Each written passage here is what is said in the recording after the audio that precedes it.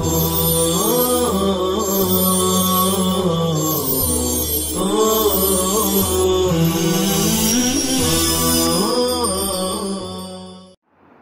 اللہ الرحمن الرحیم الحمد للہ رب العالمین والصلاة والسلام علی سید الانبیاء والمرسلین محمد وعلی آلہ واصحابہ اجمعین اما بعد۔ عزیز طلباء کرام، ہم اسم کی بحث پڑھ رہے ہیں۔ ہم نے پڑھا کہ اسم کی دو قسمیں ہیں، معرب اور مبنی۔ یہاں سے الباب الاول فی الاسم المعرب، تو اسم کی دو قسمیں ہیں، معرب اور مبنی، تو اس کو ہم یہاں سے پڑھیں گے۔ تو چلیے شروع کرتے ہیں۔ سب سے پہلے عبارت سنیے، پھر ترجمہ اور تشریح سنیں گے۔ فصل فی تعریف الاسم المعرب، فصل فی تعریف الاسم المعرب وهو كل اسم ركب مع غیرہ، وهو كل اسم ركب مع غیرہ ولا يشبه مبنی الاصل، ولا يشبه مبنی الاصل۔ فصل فی تعریف الاسم المعرب وهو كل اسم ركب مع غیرہ ولا يشبه مبنی الاصل۔ نا ترجمہ سنیں۔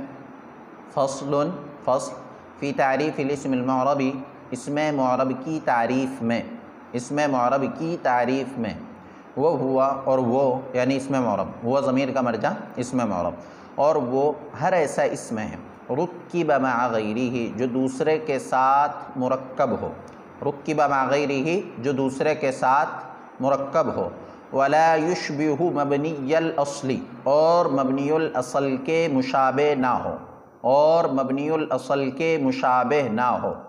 فصل فی تعریف الاسم المعرب، اسم معرب کی تعریف کے بیان میں، وہو کل اسم رکب مع غیرہ، وہ ہر ایسا اسم ہے جو دوسرے کے ساتھ مرکب ہو، ولا یشبہ مبنی الاصل اور مبنی الاصل کے مشابہ نہ ہو۔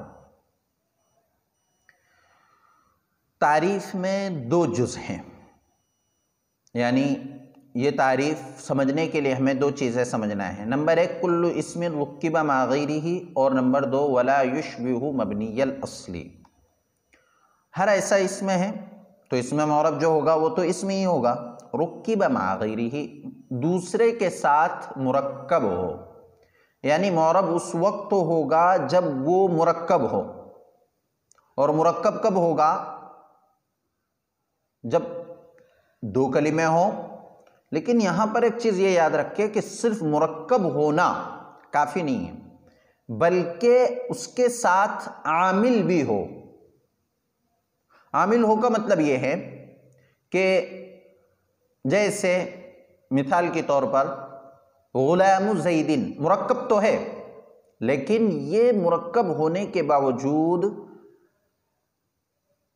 غلاموں کا یہاں عامل موجود نہیں ہے، اس لیے مرکب ہے پھر بھی معرب نہیں ہے، مبنی ہے۔ تو مرکب ہو لیکن اس کا کوئی عامل ہو، ولا یشبہ مبنی الاصل اور مبنی الاصل کے مشابہ ہو، مبنی الاصل کے مشابہ نہ ہو۔ اگر مبنی الاصل کے ساتھ مشابہت رکھتا ہے تو پھر وہ مبنی ہوگا، معرب نہیں ہوگا۔ ولا یشبہ اور وہ مشابہ نہ ہو مبنی الاصل، مبنی الاصل کے۔ مبنی الاصل تین چیزیں ہیں، فعل ماضی، امر حاضر معروف اور تمام حروف۔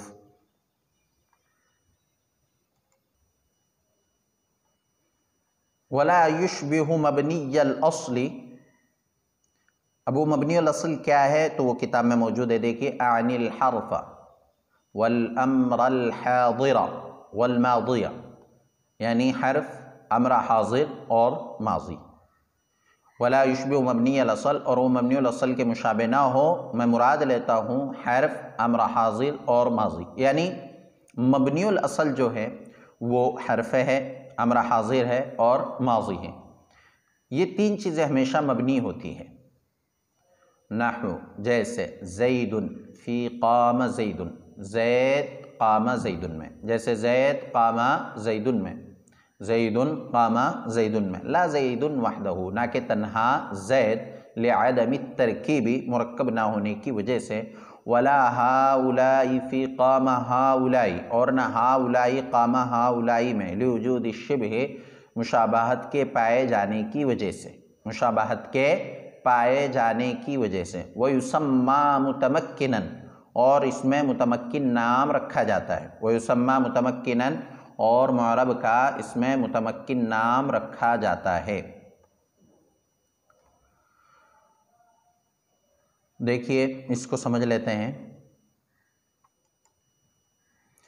ہم نے تعریف پڑھی ہے کل اسم، ہر ایسا اسم ہے، رکب مع غیرہ جو دوسرے کے ساتھ مرکب ہو۔ اب یہاں قام زید، تو یہاں زید ہے، مرکب ہے اور مبنی الاصل کے مشابہ نہیں ہے، تو اب یہ معرب ہوگا۔ قام زید میں زید معرب ہے، کیوں معرب ہے؟ کل اسم ہے، رکب مع غیرہ قام کے ساتھ مرکب ہے، ولا یشبہ مبنی الاصل اور مبنی الاصل کے ساتھ مشابہت نہیں ہے، تو اب یہ کیا ہوگا؟ معرب ہوگا۔ یہاں پر یہ یاد رکھے، میں نے پہلے بھی کہا بھی اور دوبارہ کہہ رہا ہوں کہ زید مرکب ہے اور اس کا عامل بھی موجود ہے۔ اب یہاں زیدن ہے تو یہ زیدن سے الگ ہے، بالکل مفرد ہے، اکیلا ہے، تو اب یہ مبنی ہوگا۔ کیوں؟ اس لیے کہ رکب مع غیرہ دوسرے کے ساتھ مرکب ہونا چاہیے، لیکن یہ زید یہاں مرکب نہیں ہے، تو جب مفرد ہوگا جیسے زیدن یا کہیں لکھا ہوا الف با تا ثا یا ایسے مثالوں میں جب ہم پڑھتے ہیں اور اس کا کوئی عامل موجود نہیں ہوتا تو وہاں پر وہ معرب نہیں ہوتے ہیں۔ کیوں معرب نہیں ہوتے؟ اس لیے کہ مرکب نہیں ہے، جب مرکب نہیں ہے تو معرب نہیں۔ تو سب سے پہلے ضروری ہے کہ کل اسم، ہر ایسا اسم ہونا چاہیے رکب مع غیرہ جو دوسرے کے ساتھ مرکب ہو اور مبنی الاصل کے ساتھ مشابہت نہ ہو۔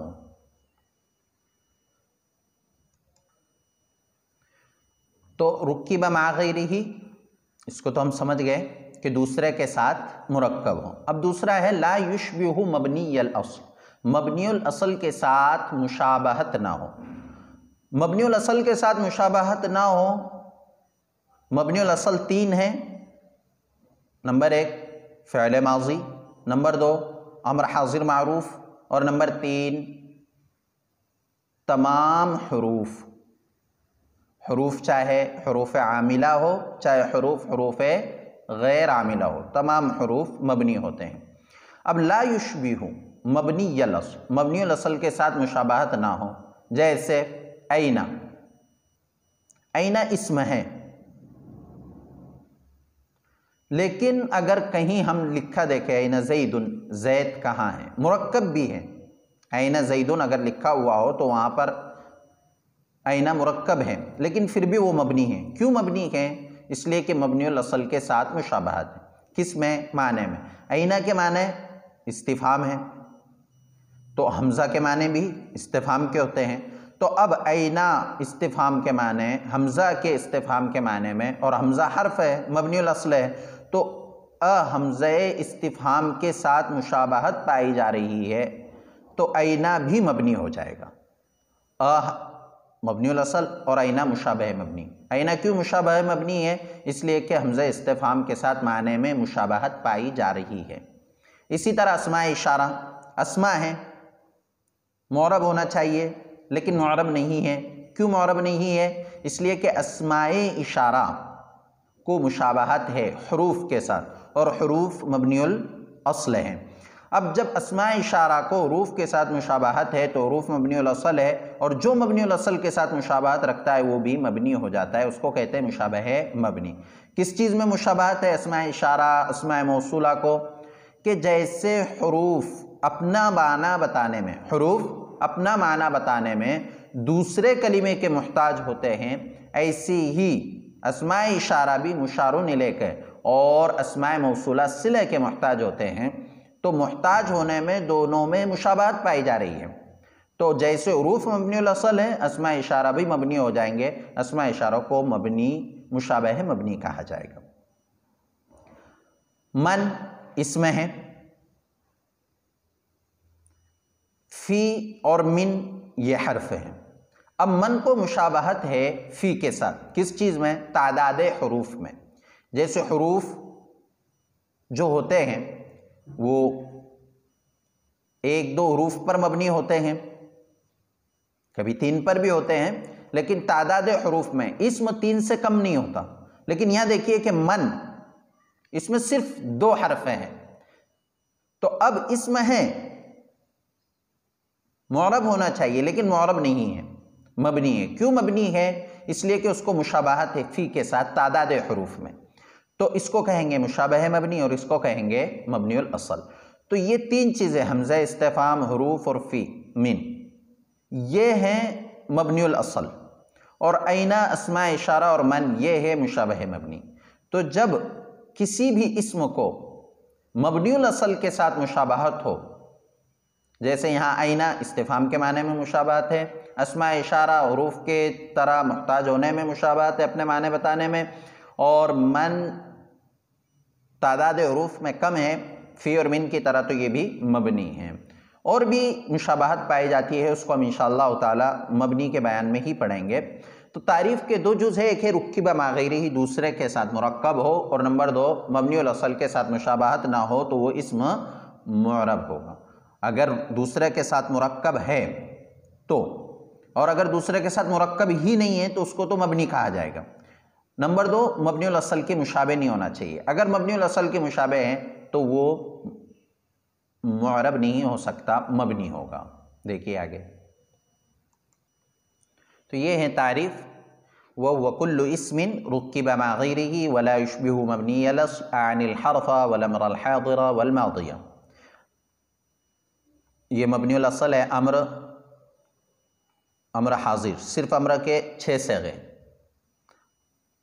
اسی لیے حاضر کی قید بڑھائی گئی، اور حرف میں نے آپ کو بتلایا حروف چاہے عاملہ ہو چاہے غیر عاملہ ہو، اور ماضی کے تمام صیغے یہ مبنی ہوتے ہیں، مبنی الاصل۔ مبنی الاصل کا مطلب یہ ہے کہ جو اپنی اصل کے اعتبار سے مبنی ہو، کسی دوسرے کے ساتھ مشابہت کی وجہ سے مبنی نہ ہو۔ جیسے زید فی قام زید، قام زید میں زید، لا زید وحدہ، نہ کہ تنہا زید۔ اگر تنہا زید ہوگا تو وہ تنہا ہونے کی وجہ سے، مرکب نہ ہونے کی وجہ سے مبنی ہوگا، معرب نہیں ہوگا لعدم الترکیب۔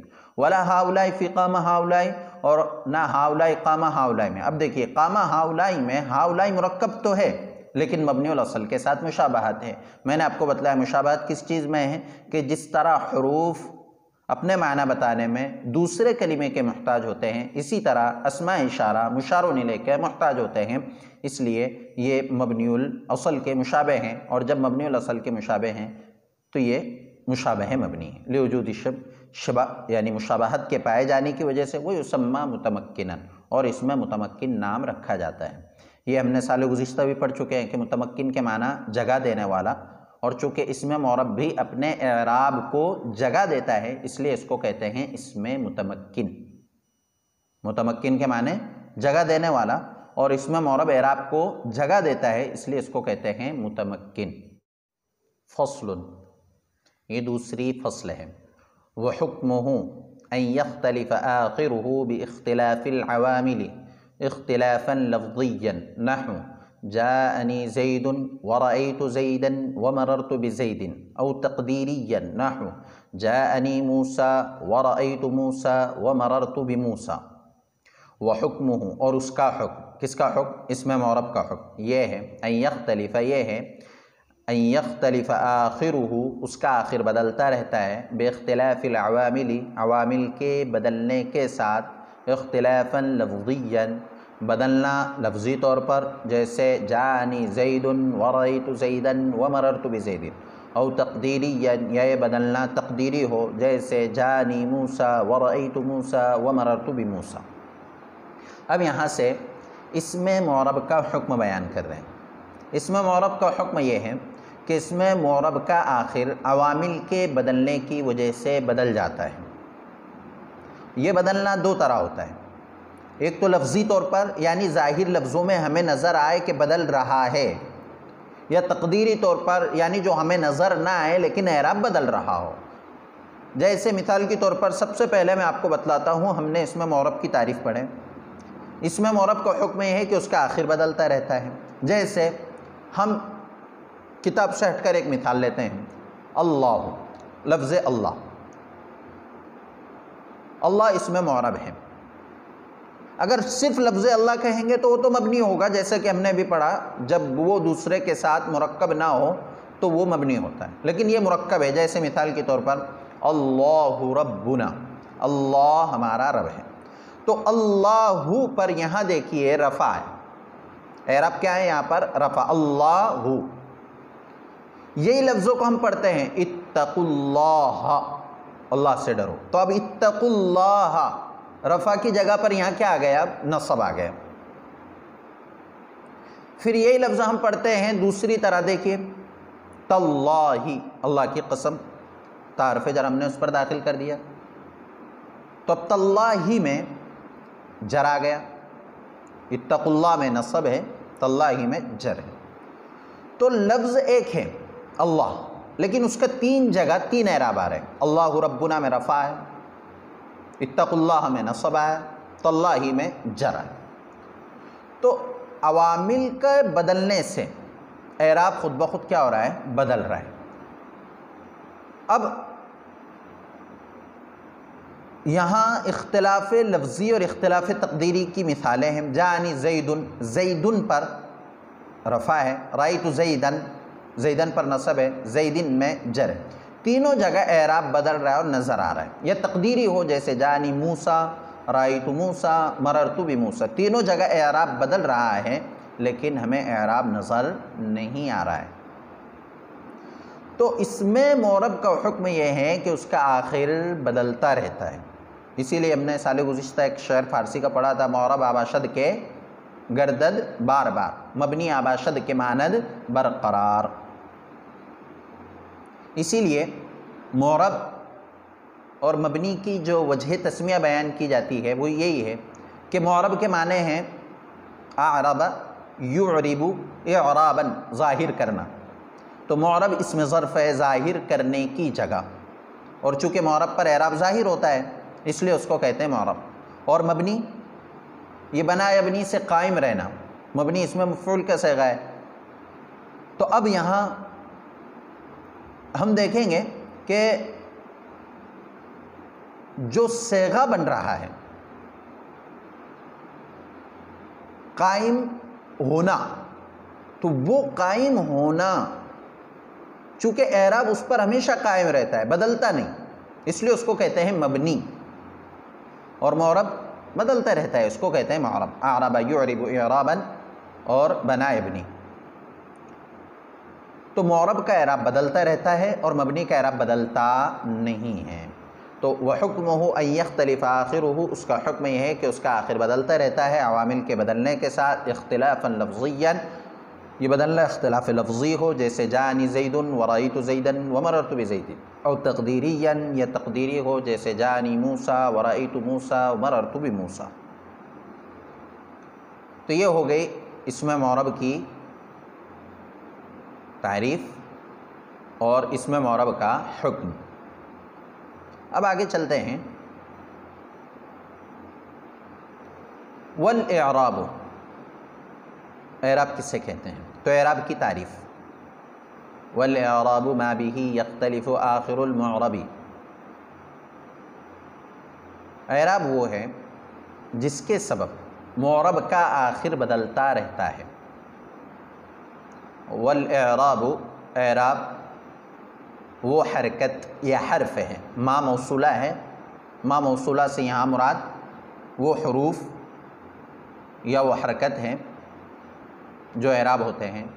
والاعراب، اور اعراب وہ حرکت یا حرف ہے جس کے ذریعے سے معرب کا آخر بدلتا رہتا ہے. کالضمۃ والفتحۃ والکسرۃ، جیسے ضمہ، فتحہ، کسرہ. والواو والالف والیاء، واو، الف اور یا. والاعراب، اور اعراب ما به یختلف آخر المعرب، وہ ہے جس کی وجہ سے، جس کے ذریعے سے معرب کا آخر بدلتا رہتا ہے، اس کو کہتے ہیں اعراب. وہ کیا ہے؟ کالضمۃ والفتحۃ والکسرۃ والواو والالف والیاء، جیسے ضمہ، فتحہ، کسرہ، واو، الف اور یا. اب ضمہ، فتحہ، کسرہ اور واو، الف، یا، یہ اعراب کی تعریف ہو گئی۔ اعراب دو طرح ہیں، ایک اعراب کو کہتے ہیں اعراب بالحرکت اور دوسرے اعراب کو کہتے ہیں اعراب بالحرف۔ اعراب بالحرکت ضمہ، فتحہ، کسرہ، اس کو دوسرے الفاظ میں اعراب حرکتی بھی کہتے ہیں، اور اعراب بالحرف یعنی واو، الف، یا، اس کو اعراب حرفی بھی کہتے ہیں۔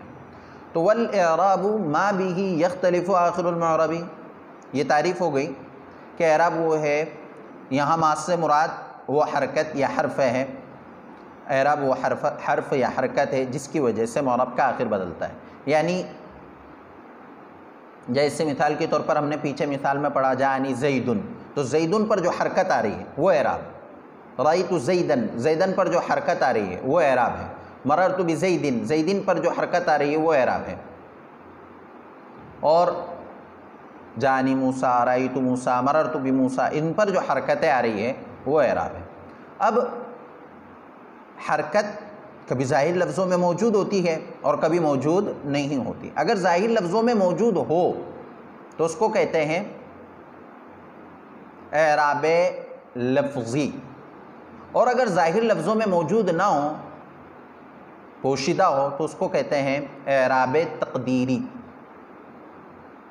اگر حرکت یا حرف ظاہر لفظوں میں موجود ہو تو اس کو کہتے ہیں اعراب لفظی۔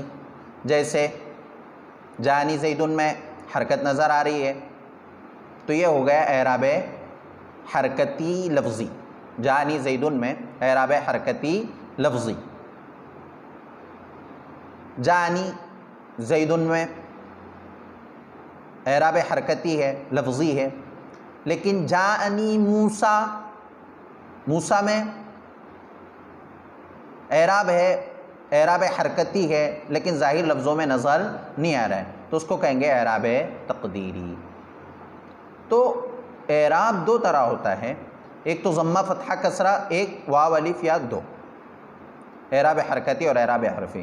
پھر یہ ظاہر لفظوں میں نظر آئے گا یا ظاہر لفظوں میں نظر نہیں آئے گا۔ اگر ظاہر لفظوں میں نظر آتا ہے تو اس کو کیا کہیں گے؟ اعراب لفظی، لفظوں میں نظر آ رہا ہے، اور اگر ظاہر لفظوں میں موجود نہ ہو، مقدر ہو، پوشیدہ ہو، تو اس کو کہتے ہیں اعراب تقدیری۔